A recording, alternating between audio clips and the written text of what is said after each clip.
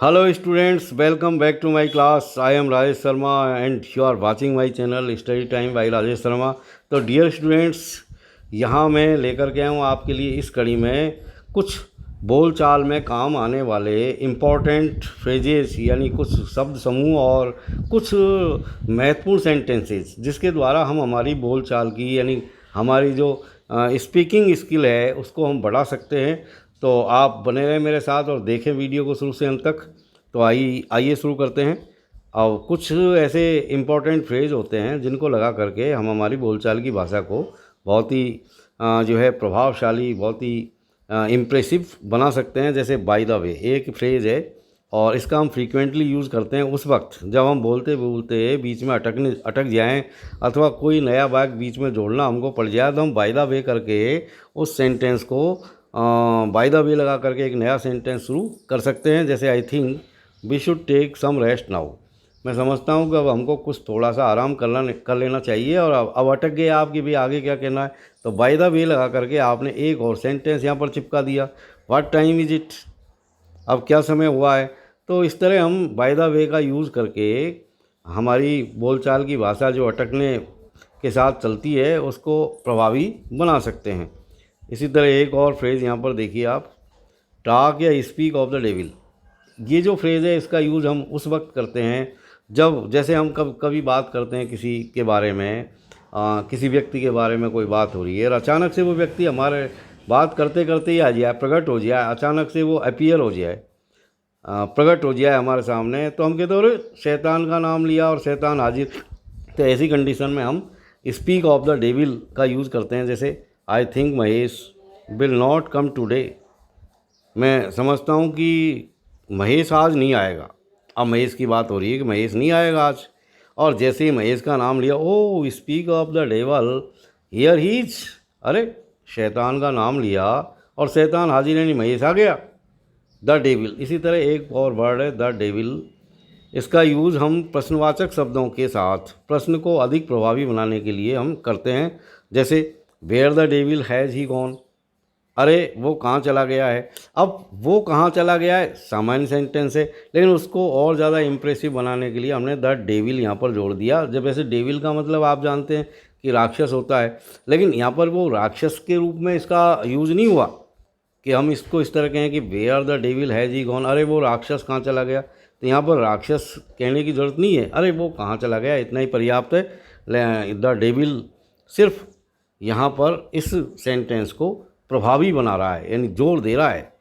जैसे what the devil are you doing here, अरे तुम यहाँ क्या कर रहे हो। लेकिन चूंकि तुम जो कुछ कर रहे हो उस पर थोड़ा सा यहाँ पर जोर डाला गया है कि तुम यहाँ पर, मैं अपेक्षा नहीं कर रहा फिर भी तुम ऐसा क्यों कर रहे हो। तो what the devil are you doing here, तुम यहाँ पर क्या कर रहे हो।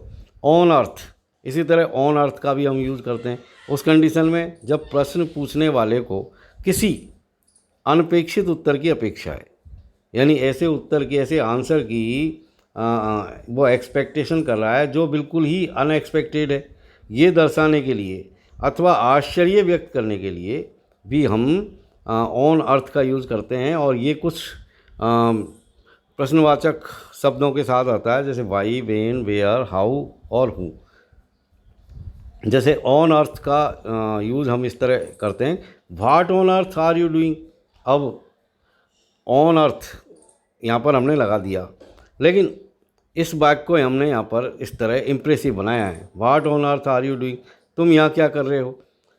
क्योंकि उसके यहाँ कुछ करने की बिल्कुल भी आप अपेक्षा नहीं कर रहे थे, लेकिन फिर भी वो यहाँ कुछ कर रहा है, इसलिए हमने ऑन अर्थ का यूज़ यहाँ पर किया है कि what on earth are you doing here in my room, because you are not expecting that person doing in your room, but he is doing something in your room। तो ऐसी condition में हम on earth का यहाँ पर use करेंगे। इसी तरह एक और वर्ड लीजिए हेल।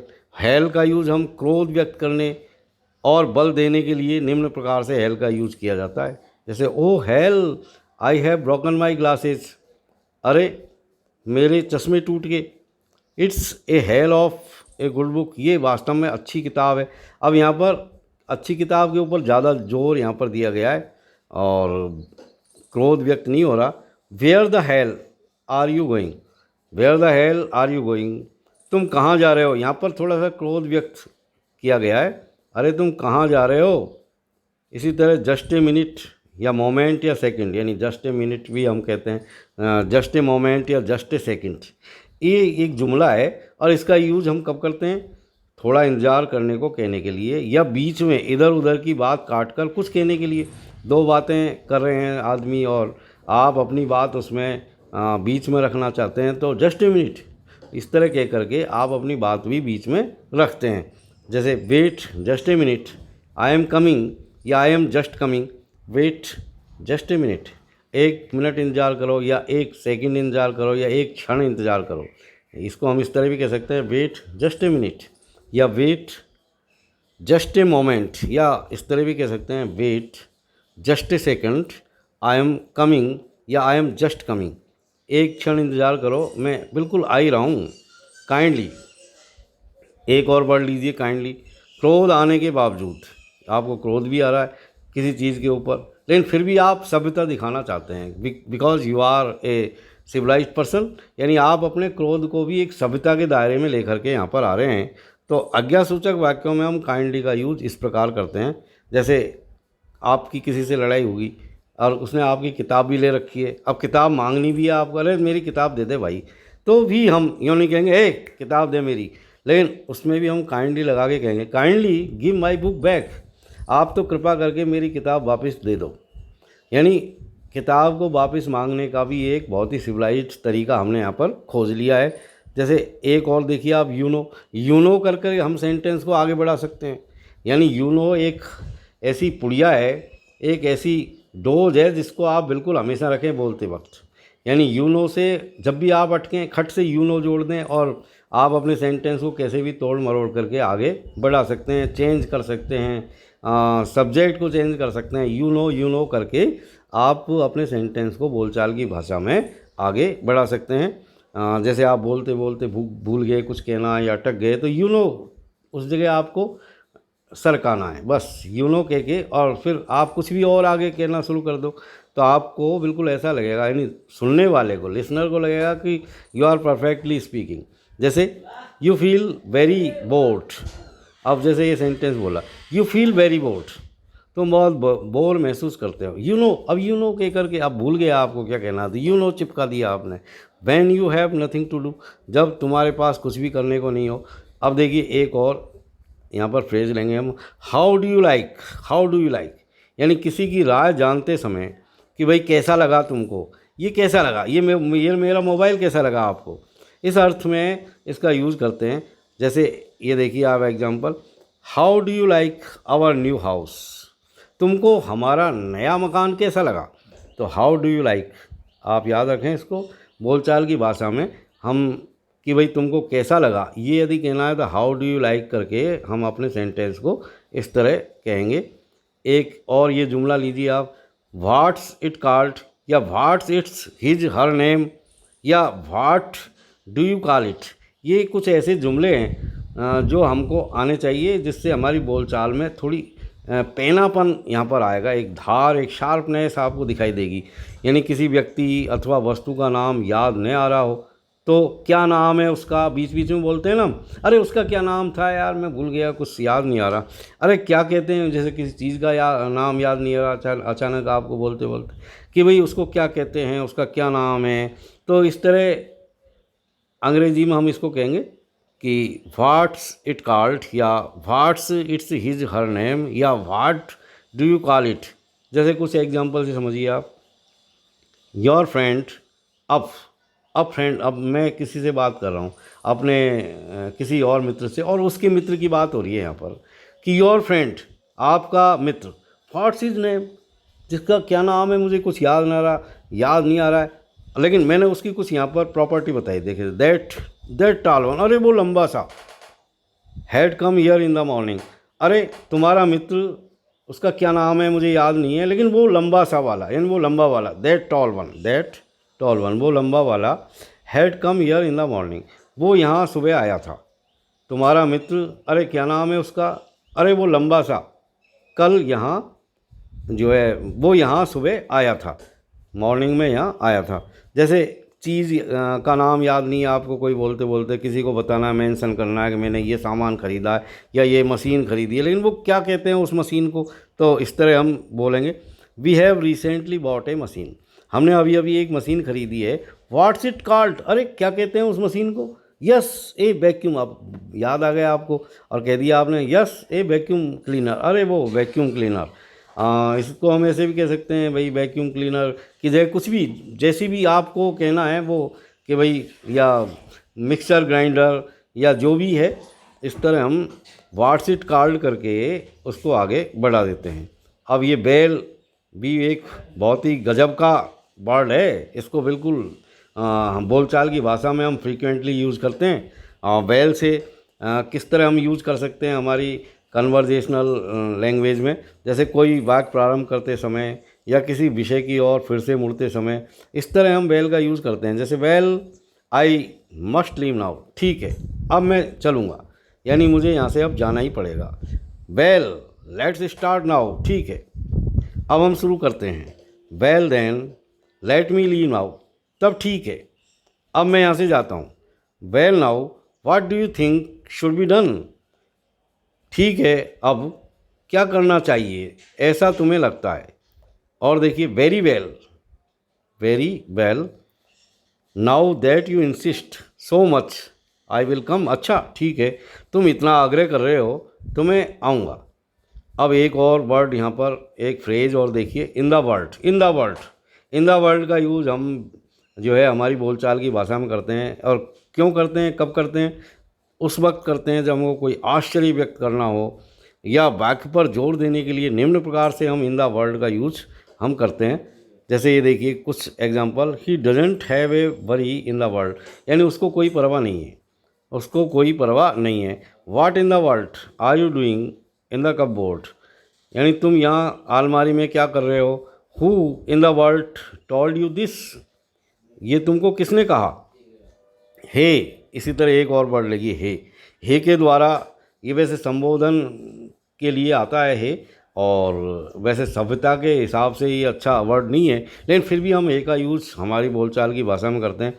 जैसे किसी का ध्यान आकर्षित करने के लिए इस शब्द का यूज़ किया जाता है। सामान्यतः ये शब्द विनम्र नहीं माना जाता। Hey what are you doing here, यानी किसी व्यक्ति को जिसको हम जानते नहीं है, हमारे लिए अनजान है, hey what are you doing here, अरे तुम यहाँ क्या कर रहे हो। Hey take your hands off my bike, अरे मेरी बाइक से हाथ हटा लो। Hey you with the hat come here, अरे टोपी वाले यहाँ आओ। Hey baldy mind your language, अरे गंजे अपनी जबान संभालो। इसी तरह द हैक, ये हैक भी एक ऐसा वर्ड है जो बोलचाल की भाषा में फ्रीक्वेंटली यूज़ किया जाता है। इसका यूज़ हम कब करते हैं, क्रोध अथवा आश्चर्य व्यक्त करने के लिए अथवा वाक्य पर जोर देने के लिए द हैक का यूज़ किया जाता है। जैसे where the heck have they gone, have they gone, अरे वे कहाँ चले गए हैं। वी आर ऑलरेडी लेट, हम तो पहले ही लेट हो रहे हैं। और देखिए कुछ और फ्रेजेस, यानी हाउ या व्हाट अबाउट, ये शानदार कुछ फ्रेजेज हैं कि भाई कैसा रहेगा या के बारे में तुम्हारा क्या ख्याल है। इस तरह यदि हमको कोई बात करनी है तो हम हाउ या व्हाट अबाउट का यूज़ करते हैं। जैसे हाउ अबाउट टी, यानी आपके घर मेहमान आ गए, आपने कहा भाई चाय बना के लाओ। अब चाय आने में देर हो गई तो आप उस वक्त आपको क्या कहना, हाउ अबाउट टी, अरे चाय का क्या हुआ भाई, अरे चाय का क्या हुआ कि भाई भोजन बनाओ और भोजन बना नहीं अभी तक, तो आप कहोगे अरे क्या हुआ भाई, हाउ अबाउट द मील। इसी तरह तुम्हारा क्या ख्याल है के बारे में, तुम्हारा क्या ख्याल है के बारे में, तो उसमें हम व्हाट अबाउट का यूज़ करते हैं। जैसे व्हाट अबाउट गोइंग स्विमिंग, यानी तैरने जाने के लिए, यानी हम तैरने चले, इस बारे में तुम्हारा क्या ख्याल है। कि भाई हम क्रिकेट खेलने चले, इसके बारे में तुम्हारा क्या ख्याल है। तो व्हाट अबाउट गोइंग स्विमिंग, यानी व्हाट अबाउट गोइंग स्विमिंग, यानी तैरने के बारे में तुम्हारा क्या ख्याल है। या व्हाट अबाउट गोइंग रनिंग, या व्हाट अबाउट गोइंग जो है रेसलिंग, या इस तरह हम जो भी जिसके भी बारे में ख्याल की बात करते हैं प्लेइंग क्रिकेट, तो हम व्हाट अबाउट करके व्हाट अबाउट प्लेइंग क्रिकेट। तो अब ये तो कुछ ऐसे फ्रेजेस थे जो हम बोलचाल की भाषा में यूज़ करते हैं। अब कुछ आपको मैं सेंटेंस और बताता हूँ जो हम फ्रीक्वेंटली यूज़ करते हैं, और ये सेंटेंस हमारे बड़े काम के हैं, तो इनका यूज हमको बोलचाल की भाषा में हमको करना चाहिए। जैसे डोंट बी सो सिली, बेवकूफ़ मत बनो, be your age, act your age, यानी अपनी उम्र का ख्याल रखो भाई, यानी उम्र की तरह व्यवहार करो। जैसे ऑल राइट, ठीक है। माइंड योर ओन बिजनेस, ये भी एक अच्छा सेंटेंस है जो हम बार बार यूज़ करते हैं कि अपने काम से मतलब रख भाई, बीच बीच में टांग क्यों अड़ा रहा है। Mind your own business. I had a hack that you would come today, मुझे लगा था कि आज तुम आओगे। तो यहाँ पर इस तरह हैक का यूज़ किया गया है कि I had a hunch that you would come today, I had a hunch that you would come today, मुझे लगा था कि आज तुम आओगे। और देखिए 6 वाला, you are not so thin at all, it's are in the mind. अरे तुम इतने पतले भी नहीं हो, ये तो तुमको लगता है, यानी तुम्हारे दिमाग में बैठ गई ये बात। तो इस तरह की कोई बात, अरे इसको हम इस तरह भी कहते हैं, अरे तुम कोई सोचे यार मैं बहुत मोटा हो गया, तो आप उसको कह सकते हैं you are not so fat at all, it's all in the mind, कि तुम इतने मोटे भी नहीं हो, ये तो तुम्हारे दिमाग की उपज है। और देखिए अगला sentence, here mind you are standing on my foot, ए देखो तुमने मेरे पैर के ऊपर पैर रख रखा, या मेरे पैर के ऊपर खड़े हो, पैर हटाओ मेरे ऊपर से। और देखिए वेट ए मिनट या a moment, I am just coming, wait a minute या wait a moment, I am just coming, एक क्षण या एक मिनट इंतजार करो, मैं आ रहा हूँ या आ रही हूँ। व्हाट्स ऑल दिस नॉनसेंस, ये क्या बेवकूफ़ी है, इस तरह आपको कहना है। तो व्हाट्स ऑल दिस नॉनसेंस, ये क्या बेवकूफ़ी है, क्या मूर्खता है। You have spilt my tea you nitwit, अबे मूर्ख तूने मेरी चाय को फैला दी। निटविट यहाँ पर मूर्ख को कहते हैं। You have spilt my tea you nitwit. और देखिए कुछ sentence, I will see you tomorrow morning, okay, मैं तुमसे कल मिलूँगा, ठीक है। Okay then see you tomorrow, ठीक है तब तुमसे कल मिलते हैं। तो इस तरह हम बोलचाल की भाषा में इस सेंटेंस का यूज कर सकते हैं। Slow down, what is the rush, अरे धीरे धीरे काम करो भाई, क्या जल्दी मची हुई है। और देखिए व्हाट्स ट्रबलिंग यू डियर, क्या बात है जो तुमको परेशान करती है।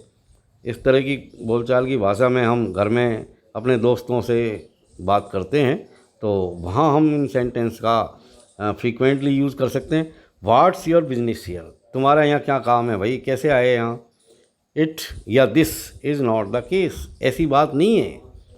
तो ऐसी बात नहीं है, इसको आपको अंग्रेजी में कहना है तो this is not the case या it is not the case, इस तरह हम अंग्रेजी में बोलेंगे। Get out of my sight, मेरी आंखों से दूर हट जाओ या चले जाओ, मेरी आंखों से ओझल हो जाओ। तो get out of my sight. I don't care, who cares, मैं परवाह नहीं करता। Enough of this, I don't wait to hear this again. Enough of this, I don't want to hear this again, यानी बस अब बहुत हो गया। एनफ ऑफ दिस यानी अब बस बहुत हो गया, इस कि भाई अब बहुत बात हो गई, अब तूने बहुत जो है बकवास कर ली, तो हम कहेंगे एनफ ऑफ दिस, बंद करो बकवास। एज यू विश या लाइक या प्रेफर, यानी जब हम किसी दूसरी की इच्छा के बारे में उससे सहमत हो जाते हैं कि भाई ठीक है तू चाहे जैसा कर। एज यू विश, जैसा तुम चाहो, या इसको हम इस तरह भी कह सकते हैं एज यू लाइक या as you prefer. As you wish, as you like या एज यू प्रेफर, यानी तुम जाओ चाहो जैसा करो। Okay see you around, see you around, okay see you around, यानी अच्छा फिर मिलेंगे, इसके लिए हम कहेंगे okay see you around. How come you are so late, ये बहुत ही इंपॉर्टेंट सेंटेंस है। How come you are so late, यानी इतनी देर कैसे हुई तुमको, यानी किसी को आते आते देर हो गई, तो हम उसको अंग्रेजी में कहेंगे how come you are so late. और देखिए नेक्स्ट, हैव ए गुड या नाइस डे, जब हम किसी से विदा करते हैं तो कहते हैं अंत में कि हैव ए गुड डे या have a nice day. Get lost, दफ़ा हो जाओ यहाँ से। इसी तरह 25वां देखिए, दैट्स इट, यही बात है। मतलब जब हम बात को पूरी बताते हैं, किसी को मेंशन करते हैं दैट्स इट, ऐसा कह करके हम अपनी बात को एंड कर लेते हैं, भाई यही बात है और इसके अलावा कुछ नहीं है। That's it, that's more like it, अब ठीक है, अब ये कि भाई हाँ अब सही हो गया सब कुछ, तो that's more like it. There is no way we can reach on time, यानी हम सही समय पे पहुंच जाएंगे, ऐसी कतई कोई संभावना नहीं है। तो ऐसी कंडीशन में हम कहेंगे there is no way we can reach on time. अगला देखिए, you had better get the hell out of here, तुम्हारे लिए अच्छा होगा कि तुम यहाँ से अब चले ही जाओ।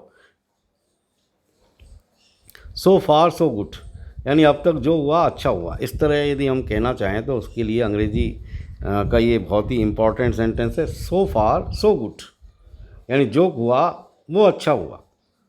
डू एज यू प्लीज, जैसा चाहो जैसी मर्जी हो तुम्हारी वो करो, तो do as you please. Shame on you, तुमको शर्म आनी चाहिए यदि हमको इस तरह कहना है, तो Shem on you. Go on your way, अपने काम से मतलब रखो, go on your way. After you sir या मैडम, आफ्टर यू मैडम या आफ्टर यू सर, क्योंकि आपसे बड़े होते हैं अधिकारी जिनको हम सर और मैडम से संबोधित करते हैं, तो उनसे हम सिर्फ कहेंगे सर सर आप पहले, मैं आपके पीछे पीछे, क्योंकि बड़ा बड़ा आगे और छोटा छोटा पीछे, तो आफ्टर यू सर या after you madam. Allow me to help you, यानी आपकी सहायता करने के लिए मुझे अलाउ करो। अगला देखिए, if you don't mind I would like to, अब ये मैंने थोड़ा सा खाली छोड़ दिया, यानी यहाँ पर हम शुरुआत कर सकते हैं आई वुड लाइक टू करके। इफ़ यू डोंट माइंड, यदि तुम बुरा नहीं मानो तो I would like to say something, इस तरह हम कह सकते हैं कि भाई बुरा नहीं मानो तो मैं कोई बात कहना चाहूँ या कोई बात कहना चाहता हूँ। अब देखिए आगे, I am sorry I took your umbrella by mistake, अब बाई मिस्टेक आपने किसी का कोई सामान ले लिया, तो आई एम सॉरी, मुझे खेद है कि मैंने गलती से तुम्हारा अम्ब्रेला ले लिया। I am afraid your name escaped me, जैसे बोलते बोलते जैसे फ़ोन पे आपको बात हो रही किसी से, नाम भूल गए कि भाई कौन हूँ मैं, कि भाई मैं भूल गया आपका नाम, तो ऐसी कंडीशन में हम इस तरह के सेंटेंस का यूज़ कर सकते हैं। I am afraid your name escaped me, मुझे खेद है कि मेरा नाम निकल गया मेरे दिमाग से, तुम्हारा नाम मेरे दिमाग से निकल गया। अगला देखिए, do you mind if I ask U A personal question, यदि मैं तुमसे कोई व्यक्तिगत बात करूँ तो बुरा मत मानना, तो ऐसी कंडीशन में कहें do you mind if I ask U A personal question, what put that idea into your head, ये बात तुम्हारे दिमाग में कैसे आई।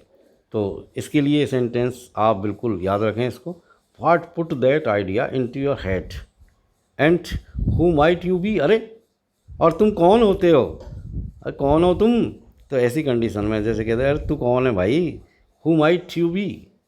41वां देखिए, what's the matter with you, क्या बात हो गई भाई, तो हम कहेंगे what the matter with you, what's wrong with you, अरे तुम्हारे साथ क्या गलत बात हो गई, तो यानी किसी का पेट दुख रहा है तो आप पूछ सकते हैं व्हाट्स रॉन्ग विद यू, यानी तुम्हारे साथ क्या गलत हो गया। अगला देखिए, tell it like it is, जैसा है वैसा बताओ, tell it like it is. Get off me, हाथ हटाओ मेरे ऊपर से, गेट ऑफ मी यानी मेरे ऊपर से हाथ हटा ले भाई। आई have done you no wrong, यानी मैंने तुम्हारा कोई बुरा नहीं किया, आई have done you no wrong, यानी मैंने हमेशा तुम्हारे साथ अच्छा ही किया, कभी कोई बुरी बात नहीं की तुम्हारे साथ, तो हम कहेंगे I have done you no wrong. Nothing it is as usual, नहीं कुछ नहीं, हमेशा की तरह ऐसा ही है, तो इट इज़ एज यूजुअल। 47वां देखिए, the sky is the limit, यानी कोई सीमा नहीं है, तो इस तरह हम कहना चाहें कि भाई कोई सीमा नहीं है इस बात की, तो the sky is the limit, इस तरह कहेंगे हम अंग्रेजी में।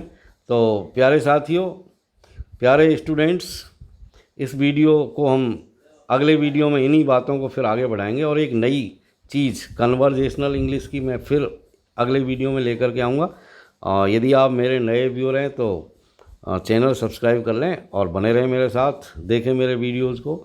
Have a nice time, thank you very much for watching.